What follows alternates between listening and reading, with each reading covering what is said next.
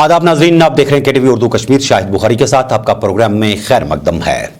नाजरीन इकराम, आपको बताते हैं कि गुज़श्ता शाम नामालूम मुसल्लह अफराद ने हवल इलाके में नामवर वकील बाबर कादरी को उस वक्त हलाक कर दिया जब वो अपने घर के अंदर मौजूद थे। उनकी हलाकत की खबर फैलते ही पूरे कश्मीर खित्ते के अंदर सराहमेगी फैल गई और इसके चलते चारों तरफ से मजम्मती बयानात आने शुरू हो गए। जम्मू कश्मीर के लेफ्टिनेंट गवर्नर मनोज सिन्हा ने कहा कि ये इंसानियत का कत्ल है और इस तरह के इक़दामात को किसी भी तरीके से बर्दाश्त नहीं किया जाएगा। उन्होंने कहा कि अनकरीब भी कातलों को अपने किए की सजा जरूर मिलेगी। उन्होंने कुंबे के साथ हमदर्दी का इजहार करते हुए कहा कि इस गम की घड़ी में पूरे जम्मू कश्मीर के लोग उनके साथ हैं। इस हवाले से तमाम सियासी जमातों के सरबराहान ने भी इस हलाकत की मजम्मत की है। नाज़रीन किराम, आपको मालूम होना चाहिए कि बाबर कादरी के मामले को लेकर के कई एक बार उनके कुछ ऐसे वीडियोस आए जिसमें उन्होंने इंकशाफ किया था कि उनकी जान को भी खतरा हो सकता है और इस तरह से वो कई एक जगह पर इख्तिलाफात के घेरे में रहे। नाज़रीन किराम, अगर आपको याद होगा तो बाबर कादरी पर इससे पहले भी एक मर्तबा हमला करने की कोशिश की गई थी जिसमें वो बाल बाल बच गए थे और इस तरह से कुछ गोलियां उनकी गाड़ी को लगी थी। इसके बाद बाबर कादरी ने बार बार कुछ इस तरह के ट्वीट्स भी किए थे जिसमें उन्होंने बताया था कि उनकी जान को खतरा हो सकता है। बाबर कादरी चूंकि एक जवान वकील थे जिन्होंने कई एक इस तरह के मामलात भी जम्मू कश्मीर हाई कोर्ट के अंदर सामने रखे जिसको लेकर के वो कंट्रोवर्सीज के बीच में ही रहे और आपस में हमेशा ही, चाहे बार एसोसिएशन की बात करें या बाबर कादरी की बात करें, तो पैरेलल तरीके पर एक दूसरे के खिलाफ बयानात आते रहते थे जिसमें उसने कई एक सीनियर वकील का नाम भी लिया था। अपनी हलाकत से कबल तकरीबन 9 घंटे उन्होंने एक इस तरह का वीडियो भी जारी किया था जिस पर कई एक हलके बहुत ज्यादा अपने अपने ख्यालात का इजहार कर रहे हैं। इस हवाले से नाज़रीन इकराम, आपको बताते हैं कि जम्मू कश्मीर के अंदर इस तरह की हलाकतें हमेशा ही नामालूम अफराद के खातों में चली जाती हैं। बताया जाता है कि 2 नामालूम मुसल्लह अफराद जो उनके घर के अंदर दाखिल हुए क्लाइंट बन के आए थे और अपनी गोलियों से उन्हें निशाना बना करके राह फरार इख्तियार की। इस हवाले से एक SIT भी तरतीब दी गई है जो इस केस की न सिर्फ तहकीकात करेगी बल्कि इसके पीछे क्या महरकात हो सकते हैं इसको देखने की भी बराबर कोशिश की जाएगी। आपको बताते हैं नाज़रीन किराम की गुज़श्ता शब उनको पुरनम आंखों से अलविदा किया गया और उनके जनाजे में हजारों लोगों ने शिरकत की जहां रिक्कत आमेज मनाजिर देखने को मिल रहे थे। आपको बताते हैं कि बाबर कादरी जो कि हवल इलाके में रहते थे, असल में उनका ओरिजिन वुटकू टंगमर्ग बताया जाता है। नाज़रीन इकराम, आपको बताते हैं कि इस हवाले से आज यहां IGP ने एक प्रेस कॉन्फ्रेंस दी जिस प्रेस कॉन्फ्रेंस में उन्होंने मुकम्मल खुलासा किया कि किस तरीके से 2 मुसल्लह अफराद उनके घर के अंदर दाखिल हुए और कैसे उन्होंने उसे अपनी गोलियों का निशाना बनाया। इसके अलावा IGP ने इस प्रेस कॉन्फ्रेंस के अंदर न सिर्फ भूपिंदर जो कि गुज़श्ता दिनों BDC चेयरमैन दालवाश खाग इलाके में मारा गया था, उनके कत्ल के हवाले से भी बात की और कहा कि दोनों PSOs को मुअत्तल किया गया है जो उनके साथ ड्यूटी पर रखे गए थे, जबकि उनका यह भी मानना था कि उन सभी मिलिटेंटों की शिनाख्त कर ली गई है जो चाडोरा के अटैक में शामिल थे। इसके अलावा उन्होंने कहा कि जो अनंतनाग के अंदर इनकाउंटर्स हुए उसमें मारे गए जंगजू जो थे वो इंतहाई मतलूब थे। आपको दिखाते हैं ये प्रेस कॉन्फ्रेंस। कल इवनिंग में 6:20 में हमारे एडवोकेट साहब जो है कादरी साहब अपने घर में बैठे हुए थे। उनके घर में 2 क्लाइंट आया है, दोनों के हाथ में फाइल था और नकाब बंद था, पूरा मास्क लगाए हुए थे, प्लास्टिक के चेयर पर नीचे बैठे और वकील साहब को बुलाया और बोला कि मेरा एक एक्सीडेंट का केस है, आपसे सजेशन लेना है। जो ही वकील साहब नीचे उतरे तो अंधाधुंध पिस्टल से फायर किया, उसके सर में 4 गोली पिस्टल से फायर किया। उनको हॉस्पिटल लाया जा रहा था लेकिन रास्ते में उनका डेथ हो गया। भागते टाइम में मिलिटेंट ने हवा में 2-3 राउंड फायर किया है और गली में जो CCTV कैमरा एक लगा हुआ है उसका फुटेज हम लोग लिए हैं, उसको देख रहे हैं, उससे ट्रैक डाउन करते हैं कि कौन मिलिटेंट भोला है। आज सुबह मैंने जाके मौके का मुआयना किया, उनके घर भी गए, सीनियर क्राइम का विजिट किए, SP, SSP, SDPO सारे SHO का मीटिंग लिए और एक SIT बना दिए जिसको हेड कर रहा है SP हजरतबल, उसमें SDPO जडीबल रहेगा, हमारे PC कार्गो का एक DSP साहब रहेंगे, SHO भी रहेंगे, एक लीगल एक्सपर्ट रहेगा। SIT को आदेश दिया गया है कि जल्दी से जल्दी उसको सॉल्व करें। कौन सा मिलिटेंट, कौन सा आउटफिट मिलिटेंट का इन्वॉल्व है, उसको जल्दी से पता करके उनको हम लोग अरेस्ट करने का पूरा प्रयास करेंगे। अरेस्ट नहीं होगा तो इनकाउंटर में यूटिलाइज करने का प्रयास करेंगे, लेकिन ये केस हमारे लिए टॉप प्रायोरिटी है। मुश्किल है, आज मैं खुद जाके गया हूँ, वहाँ गाड़ी भी नहीं आती है, पैदल जाना पड़ता है, बहुत नैरो गली है वहाँ पर। और उसके बाद उनका ये कहना था कि मैं अपना घर छोड़ के नहीं जाऊंगा। दूसरी बात है कि उन्होंने आज देखा, मैंने आप लोगों ने शेयर किए थे कि कुछ ट्वीट्स किए थे कि अंदेशा जाहिर किया कि हमको खतरा है। अनफॉर्चुनेटली उनसे भी गलती हो गया कि उन्होंने कश्मीर पुलिस को उसमें टैग नहीं किया, उसमें जम्मू पुलिस है लिखा है, जेड जम्मू है। और ऐसे किसी भी प्रोटेक्टिव पर्सन हो या नहीं भी हो, किसी को कोई थ्रेट मिले तो नियरेस्ट एसएचओ से, एसडीपीओ से, डिस्ट्रिक्ट एसपी से, रेंज डीआईजी, आईजी, डीजी, किसी से बात करना चाहिए। हम लोगों से कोई कभी शेयर नहीं किया। अगर शेयर करते, फोन भी करते तो जरूर उसको वहां से लाके हम लोग किसी सेफ एरिया में रखते हैं। नहीं, आप फिर से देखिए, उसमें लिखा है जेडपीएचक्यू जम्मू। हाँ, इससे उनको लिखना चाहिए, अगर जेडपीएचक्यू मतलब होता है जोनल पुलिस हेडक्वार्टर, मेरा ऑफिस होता है।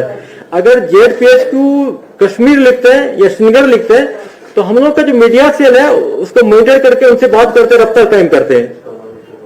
तो ये मैं नहीं कह सकता हूं कि उन्होंने गलती से लिखा या जानबूझ लिखा, ये कहना मुश्किल है, लेकिन जो लिखा फैक्ट्स आपके सामने है। सोपोर इंसिडेंट में आपका 2 रिपोर्ट आ रही है, 2 पुलिस वालों को सस्पेंड किया गया है। ये क्यों किया है suspend and what is the progress of the investigation? अभी उसमें तफ्तीश चल रही है और एडिशनल डीसी जो बारामूला भी उसमें पैरेलल नेशनल इंक्वायरी कर रहे हैं। तब तो उसको सस्पेंड इसलिए किया गया कि जब उसको रिकवरी फर्दर करने के लिए ले गया था तो दोनों का हाथ से भाग गया था वो, तो ये इसलिए किया गया और कोई खास बात नहीं है। उसके मतलब एक सीसीटीवी फुटेज भी वायरल हुई, सोपोर से वायरल है,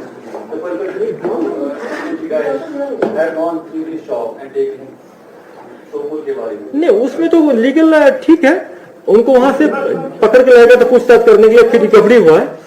तो हम लोग तो नहीं कर रहे हैं कि उसको जंगल से आया, उसको दुकान से लाया, तो वो तो फुटेज ठीक है।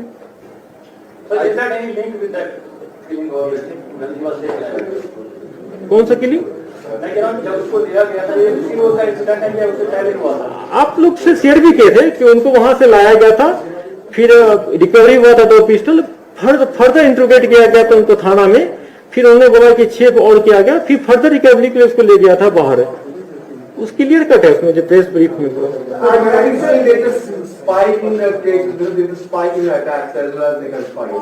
देखिए, मैं बार बार कह रहा हूं आप लोगों से पिछले 9 महीना से कि पाकिस्तान के इंस्टिगेशन पर, चाहे ऑनलाइन देखें आप, कि पाकिस्तान पिछले 5-6 महीना से खासकर मार्च के बाद काफी इंस्टिगेट कर रहा है ऑनलाइन, काफी हथियार भेज रहा है, ड्रोन से भेज रहा है। कल भी हम लोग कुलगांव में एक दूसरा कंसमेंट पकड़े जो गाड़ी के केवेट बनाया था, उसके अंदर था, उसमें 2 AK मिला, काफी सामान मिला है। तो सामान हथियार भेज रहा है, ड्रोन से हो चाहे मैनुअली भेज रहा हो, मिलिटेंट के हाथ भेज रहा हो, इंस्टिगेट कर रहा है, रिक्रूटमेंट भी करवा रहा है पाकिस्तान। तो पाकिस्तान यहाँ का जो मिलिटेंट है उसे इंस्टिगेट कर रहा है कि इस तरह के वायलेंस करे। आप देखे होंगे ये सारी इनोसेंट किलिंग है, चाहे बीडीसी के चेयरमैन को मारा गया है, उसके पास उसको पेशवे था, उसने खा लिया था इनोसेंट, चाहे कल जो वकील साहब को मारे गए, ये केस को हथियार नहीं था, इनोसेंट किलिंग है। तो इस टाइप की इनोसेंट किलिंग करके पाकिस्तान का इरादा है कि यहाँ पर आतंक, भय पैदा, फियर लाया जाए लोगों में, टेरराइज किया लोगों को। दूसरी बात है कि इंसिडेंट हो रही है, लेकिन हमारे साइड से भी प्रोएक्टिव एक्शन हो रहा है। आप देखेंगे कि कल मॉर्निंग में एक जो इरफान मौलवी साहब को इनकाउंटर मारे गए थे, वो अभी तक में कम से कम 5-6 लड़कों को अलबदर के लिए मोटिवेट करके ज्वाइन करवा दिया था। जब शकुर मारा गया था सोपोर इनकाउंटर में, तब इसका नाम आया था, उसका रिएक्टिव हो गया, भाग गया। ये बहुत, उसको मरने से उस एरिया में लोगों में, खासकर यूथ पर बहुत अच्छा इंपैक्ट पड़ेगा, क्योंकि हाईली मोटिवेटेड था वो, काफी लोग इसमें लाए भी थे। उसके बाद कल आज मॉर्निंग में 2 टेररिस्ट हार्डकोर मारा गया। तो हमारे साइड से भी, सिक्योरिटी फोर्स की साइड से भी प्रोएक्टिव और अच्छा एक्शन हो रहा है। हम लोगों को छोटे इस टाइप के इंसिडेंट से नहीं घबराना चाहिए, इसको आप कंप्रेहेंसिव होलिस्टिक रूप में देखना चाहिए। कुछ साल पहले एक लिस्ट आया था और एक ब्लॉग चल रहा था जो पाकिस्तान नाम आया था, उसमें भी बाबर कादरी का नाम आया था। एक नए ऑर्गेनाइजेशन TRF की तरफ से एक और लिस्ट जारी हुआ है जिस पर कुछ लोगों को हिट लिस्ट के तौर पर पेश किया गया है। तो पुलिस कैसे देख रही है और कैसे क्या बाबर काजी का किलिंग उस लिस्ट या उस ब्लॉक के साथ जुड़ा हुआ है, या फिर आने वाले जिस तरीके से टीआरएफ अब जमीन पे आ रहा है, क्या श्रीनगर में टीआरएफ की प्रेजेंस इतनी हो गई है या इसमें किसी स्पेसिफिक मिलिटेंट ऑर्गेनाइजेशन का हाथ? देखिए, मैं बार बार कह रहा हूं कि टीआरएफ कोई रियल ऑर्गेनाइजेशन नहीं है। टीआरएफ एक वर्चुअल ऑनलाइन ऑर्गेनाइजेशन है। ये एलईटी का आउटपुट है। एलईटी ने एक्शन करवाया है, एलईटी एक्शन करता है तो उसको टीआरएफ ऑन करता है। दूसरी बात है कि जो लिस्ट आया था टीआरएफ की तरफ से ऑनलाइन आया था, उसमें आर्मी के कुछ लोग थे, पुलिस के थे, कुछ एडवोकेट थे, कुछ जर्नलिस्ट थे, कुछ सिविलियन था। उन लोगों को हमारे कंसर्न थाने वालों ने उनसे बात किया, उनको समझा दिया गया है कि अगर आपको कोई ऐसी थ्रेट कभी लगता है तो काइंडली मुझे अप्रोच करें, हम लोग प्रिवेंटिव एक्शन लेंगे। उसमें कुछ ऐसे भी नाम है कि जो आज तक जो किसी का सोच रहा है, नहीं किसी के लिए काम किया है और कहीं उसका लिंक नहीं है, तो उसको लोग वेरीफाई कर रहे हैं। जहां तक इनका, मैंने बार बार कहा कि इनको थ्रेट था, इसीलिए इनके ब्रदर इन लॉ जो थे हमारे एसटीपी पंथा चौक, उन्होंने खुद जाके उनको समझा दिया था कि आप ये घर हवाले मत रहिए, बहुत वहां जगह खतरा से खाली है, वहां नहीं रहना चाहिए, किसी सेफ एरिया में घर लेकर रहिए। वो बिल्कुल मानने को तैयार नहीं थे पूरा, क्योंकि फैक्ट है हर एक लोग अपना घर पसंद होता है, एंसेस्ट्रल बेस पसंद होता है। लेकिन अगर उनको थ्रेट था, वो बहुत पढ़े लिखे आदमी थे, बुजुर्ग थे, हालात को समझते थे, तो उनको हम लोगों से शेयर करना चाहिए था। अगर शेयर करते तो जरूर हम लोग कुछ न कुछ प्रिवेंटिव एक्शन लेते। और मैं आप लोगों से भी फिर भी कहता हूं कि अगर किसी जर्नलिस्ट, हमारे किसी कलीग भाई को भी, किसी को अगर किसी को थ्रेट इस टाइप के मिले तो तुरंत बताना चाहिए। अपने लेवल पर कंप्रोमाइज नहीं करना चाहिए और मैनेज नहीं करना चाहिए। जो मिलिटेंट्स का जो आप मान लेंगे तो 70 to 90 है एफटी, बिल्कुल। उस 90 में करीब 40 ऐसे एफटी है जिसको हम लोग बाय नेम जानते हैं, जिसको हमारे सोर्स जानते हैं, गांव वाला भी जानते हैं उनको, बाकी का नाम नहीं पता है, लेकिन एफटी है वो भी।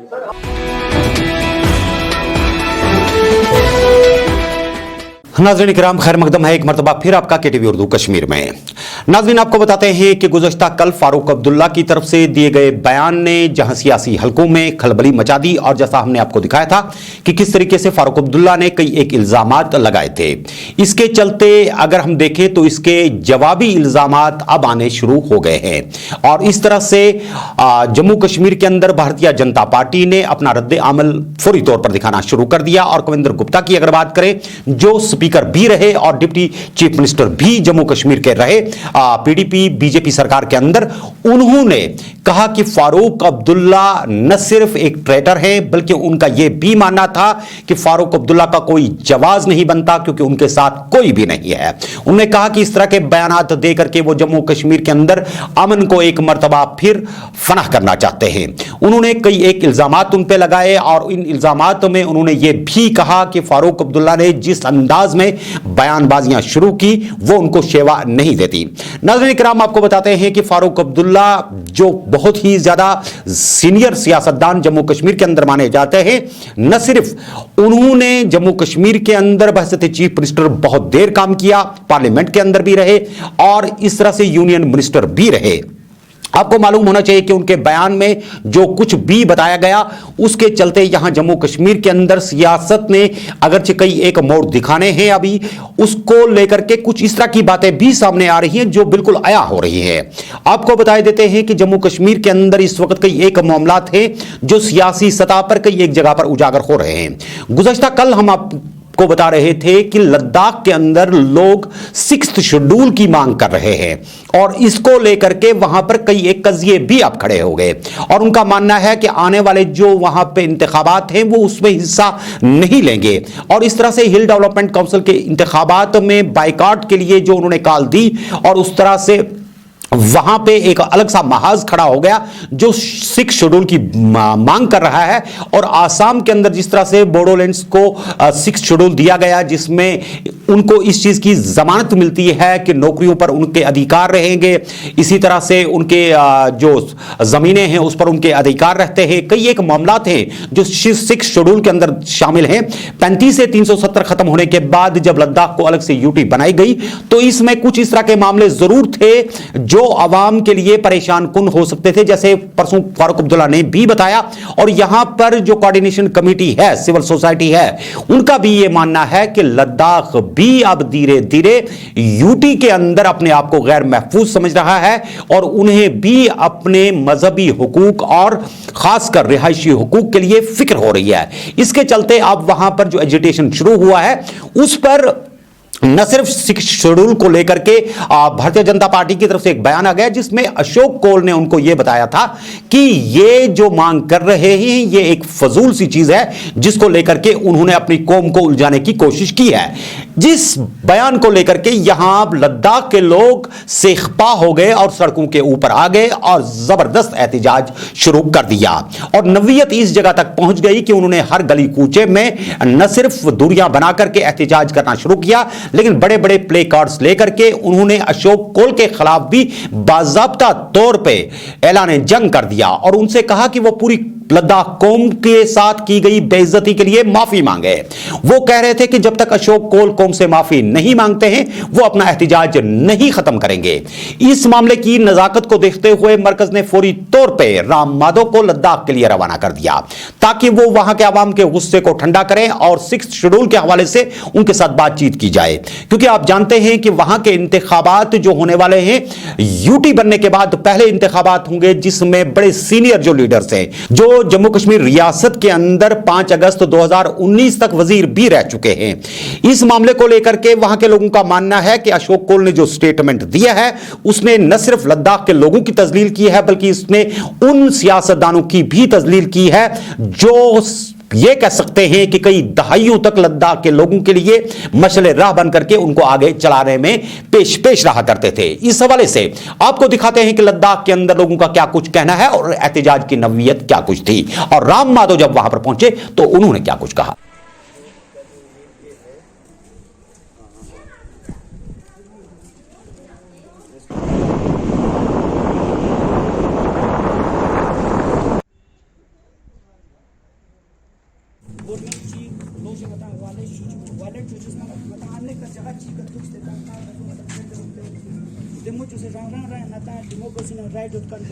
Freedom of expression भारत माता की जय, भारत माता की जय।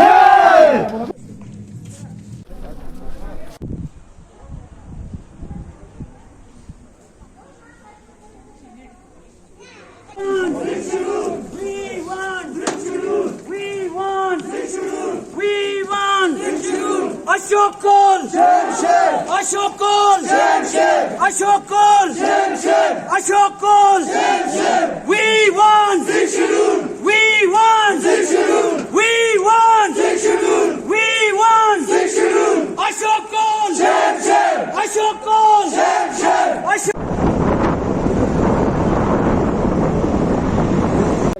जैसे कि 2 दिन पहले जो है हमारे वेटरन लीडर्स जिन्होंने एक कमेटी बनाई थी जिसमें बीजेपी के बहुत ही सीनियर लीडर जो एमपी रहे हैं, मिनिस्टर रहे हैं और लद्दाख की जाने माने लीडर, उन सब ने जो है कमेटी बनाई थी लद्दाख को 6 शेड्यूल के लिए। और उसमें जो है उस कमेटी में जितने भी हमारे समाजी लीडर हैं और जो है समाज आपके जो है मजहबी हैं, चाहे आप सियासी जमातें हैं, सबों ने उसमें दस्तखत करके ये कहा था कि हम इसका जो है इलेक्शन बायकॉट करते हैं। जिसको अशोक कोल जी ने, जो एक सीनियर बीजेपी लीडर है और जनरल सेक्रेटरी है, उन्होंने ये कहा था कि ये एक बकवास है, नॉनसेंस है, जो काबिल मजम्मत है, हम सबको जो है आहत पहुंचा है। तो हम कहते हैं कि उनसे जो है वो माफ़ी मांगे लद्दाखियों से और अपना अल्फाज वापस लें। और यहाँ जो है इलेक्शन को मैं सबों से ये रिक्वेस्ट करूँगा इसको अच्छे से जो है बायकॉट करें ताकि जो है हमारा मुहिम 6 शेड्यूल का वो कामयाब हो।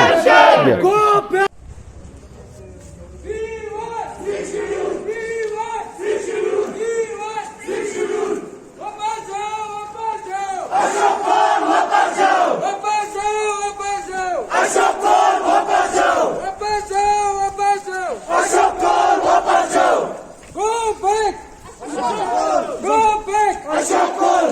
back! Go back!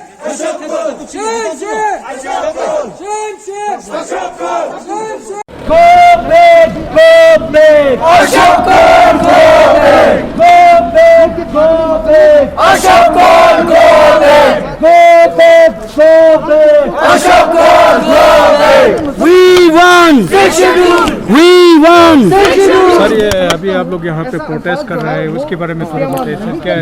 देखिए, अब 2 दिन से यहाँ पे यूथ लोग बहुत एग्रेसिव है, क्योंकि जो अशोक कोल ने एक पैरिस स्टेटमेंट में उन्होंने ये बोला कि ये जो लद्दाख की जो एपेक्स बॉडी ने जो डिसीजन लिया है, ये इलेक्शन बाइकआउट का, ये बकवास है। ये बकवास नहीं है, क्योंकि पूरा लद्दाख के एस्पिरेशन है, एक लद्दाख की डिमांड है। जब तक हमको 6 शेड्यूल नहीं देगा, जब तक हमको 6 शेड्यूल नहीं मिलेगा, पूरे लद्दाख सब सड़क पे हम डिमांड करेंगे। हम जेल में जाना पड़े, कुछ भी ना पड़े, हम जब तक 6 शेड्यूल नहीं मिलेगा, लद्दाख में चैन से नहीं बैठेंगे।